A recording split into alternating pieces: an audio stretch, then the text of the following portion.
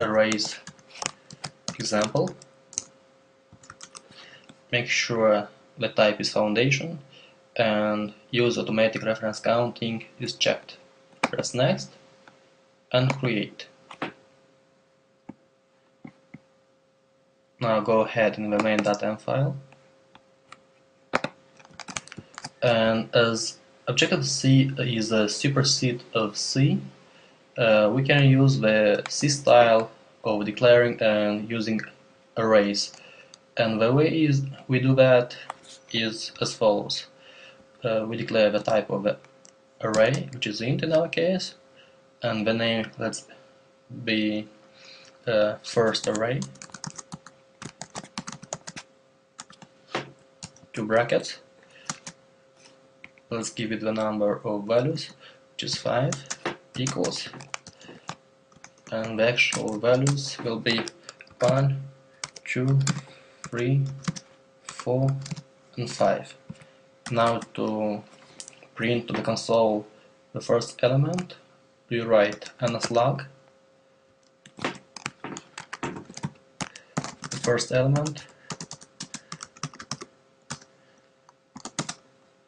is, and the format will be %d because the values have a type int, and here we have a name of the array, which is first array, and the index in our case, because Objective-C as well as CS and C++,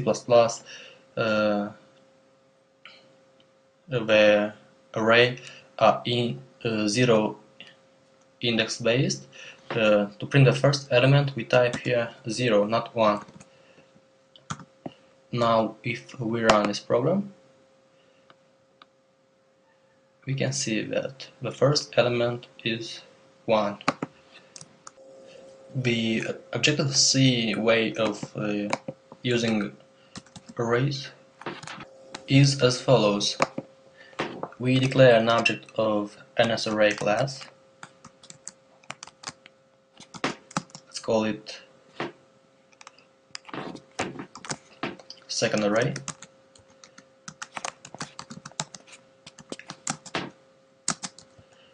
And then we call the NSArray class method array, and as you can see here we have many options. We will choose the array with objects, and here we have to specify many objects, and at the end we have to put nil keyword, which marks the end of our array. And we cannot directly put 1, 2, 3, 4 or 5, and the way we do that is by using NSNumber objects. NSNumber, and it has a class method number with int. Here we specify 1. Let's align things a little bit. And we do that for all the 5 elements.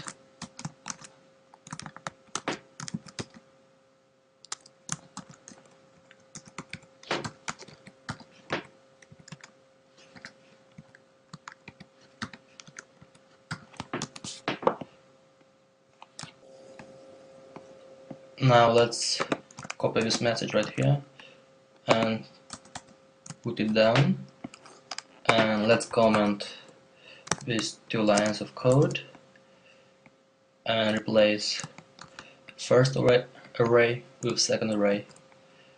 And one notice here, we have a warning that here we have a format int, but the type right here is ID, and that's because here we can an NSArray we can put objects only, not primitive values.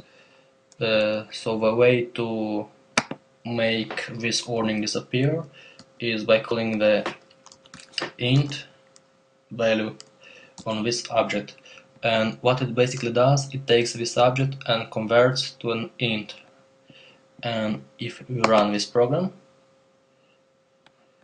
we get the same result. There is also an NSMutableArray class, and if we just replace that right here,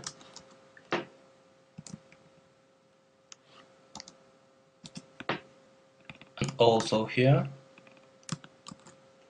and now if we run our program, as you can see, we get the same results. The main difference between the NSArray and NSMutableArray is as follows. NSMutableArrays objects are mutable, but NSArray objects are immutable. That means that in our case, and also in general, after we've created and initialized the NSMutableArray object, we can delete, insert any object inside this array. But if its type is NSArray, we are not allowed to do that, as that is a immutable collection.